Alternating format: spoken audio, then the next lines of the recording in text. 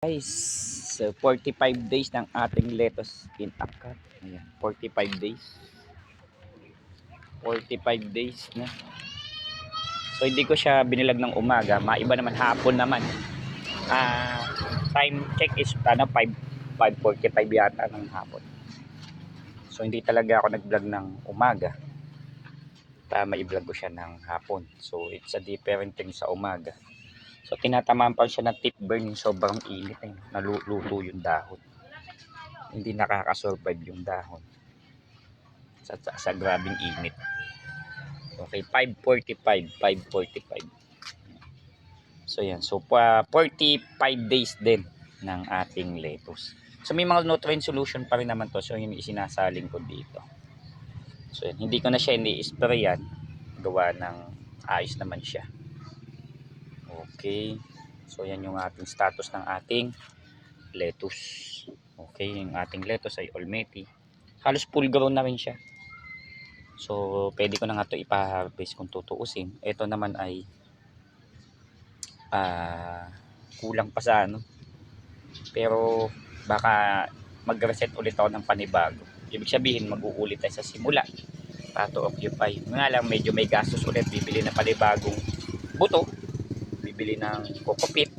Okay, bibili tayo ng mga ganoon.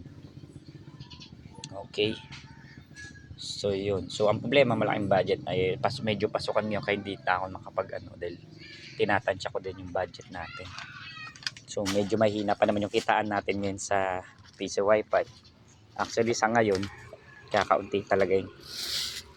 Ito na yung sa kabila. Okay. Ewan ko kung may pag-asa pa to. No? So yan, 45 days. Okay. Tingin ko yung iba dito baka may pag-asa pa somehow. Kaganitong ganito. Pero bansutin eh. Hindi rin yung tatagal. Okay. So yan. So 45 days ng ating lettuce. Pero ito ay parang Diyos ko Lord. Ewan ko na. Anyway, 45 days. No? So yun. So salamat sa mga naging client namin kahapon sa GMA, no? Barangay Pasong Saging. Okay. Tsaka sa Paliparan 2 kay Boss Mon. Maraming salamat. Akala ko computer or tawag dito. Computer, PisoNet box o bendo yung kliyente. Yung pala yung car wash bendo.